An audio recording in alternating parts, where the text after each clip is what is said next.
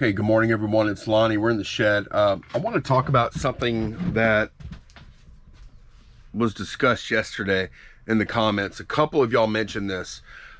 Whenever you ship internationally, and I used to think this too, I would build in like an extra $1 or $2 for the extra eBay fee that I was going to have to pay on the shipping. Like you do pay an eBay fee on the shipping portion that the buyer pays. Whether you build it in as free shipping or not, you're gonna pay that final value fee on the shipping. So what a couple of y'all said was that they add in extra shipping to cover the fact that it's gonna be, 10% of a higher amount since it's international shipping. Well, someone told me, I can't remember when, I can't remember who, but they told me that international shipping actually is cut a break on the eBay final value fees. They actually don't charge you the final value fee on the full amount of international shipping. They just charge you the final value fee on as if it was shipping domestically. So I don't know if it's the highest price or the lowest price domestically, but I wanted to double check that today before I said anything about it, because I had read the policy on eBay somewhere, and I'll try and pull that up if I can find it. If I don't, I might have to put it in the description later. But I sold this. Hang on, let me find it. I sold this Riddler right here. It's going to be in this video. Classic TV 8-inch. This sold overseas, okay? And shipping was, I charged $16 shipping. Let me see. I can show y'all that right here. This is that item. $17.99 for the item, $16 for the shipping, and it's going to Germany, okay? So they paid $16 on the shipping, so we would expect around 10% to be $1.60 eBay final value fee on that.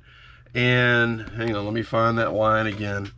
This is the final value fee on the item, $17.99 item or $16.99, whatever it was.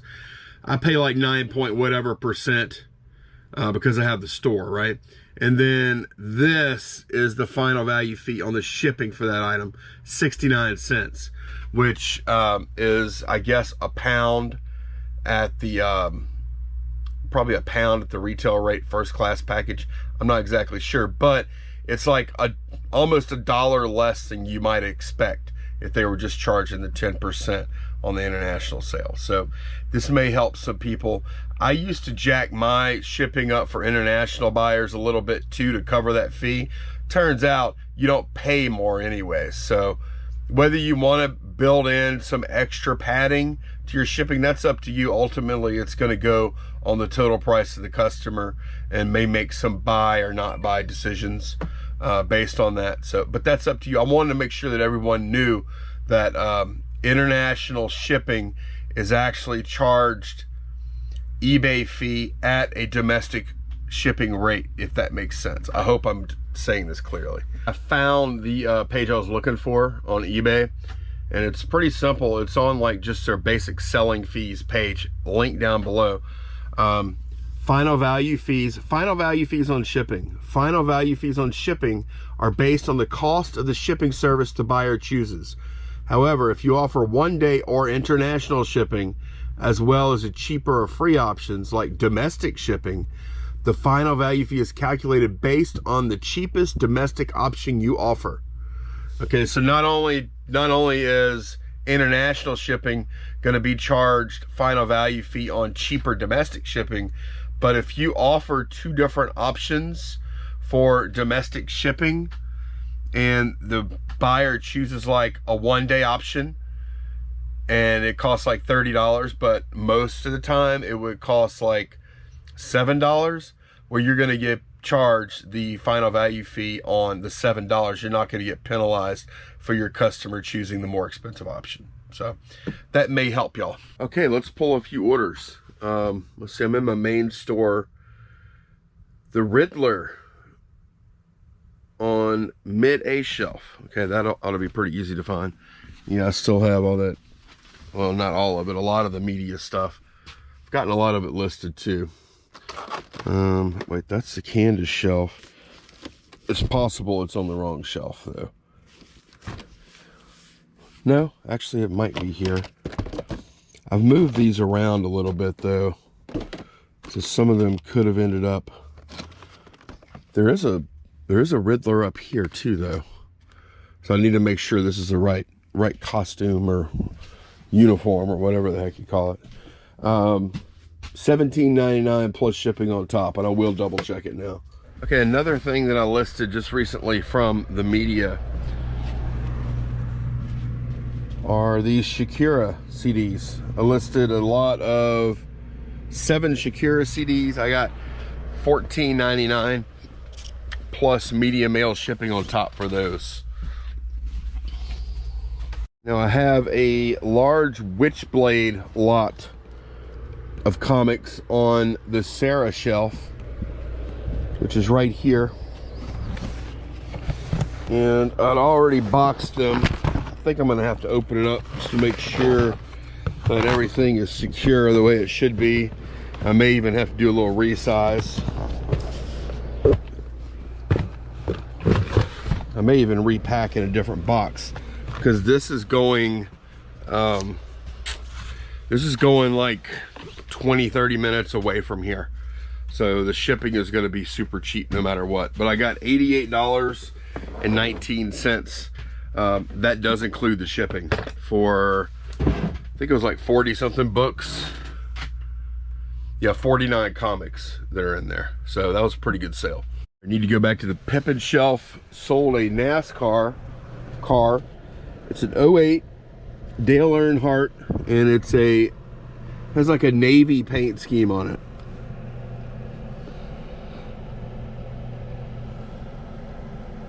This is it right here, Navy Junior Division. And this is going out to Steven, who said he's been watching the channel for a couple of years. I'm assuming he means garage flips when he says that. But yeah, thank you very much, Steven. Appreciate you watching, and I hope you enjoy the car. I pulled 2 comic orders just now. Firstborn #1 signed. Can't read what all that is. Choi and a couple other signatures there. $24.99, no, $26.99 plus shipping on top for that. And then I sold a lot of, how many is this? Like 6 comics or something? 0 to 6. Okay, so yeah, I think this is 7 comics. 0 and 6 including the 0. Sold 7 comics for $24.99 plus shipping on top. So that's everything that's going out today right here. Okay, let's do a few questions here. Other questions regarding international shipping. This is from Alan. I had a $300 sale fall through because the buyer said there was an $80 import charge on top of shipping. This was through GSP. Is this different on Pirate Ship? GSP, I thought, was all inclusive of all charges for them. But that's really, if you're using GSP, that's a thing that you would refer to them. That's weird. That, and maybe a broken out line item or something. But anyway, back to the topic of Pirate Ship and international shipping. There may be some duties or fees or whatever their country requires them to pay before receiving the package. And, you know, you may want to put that, they know that.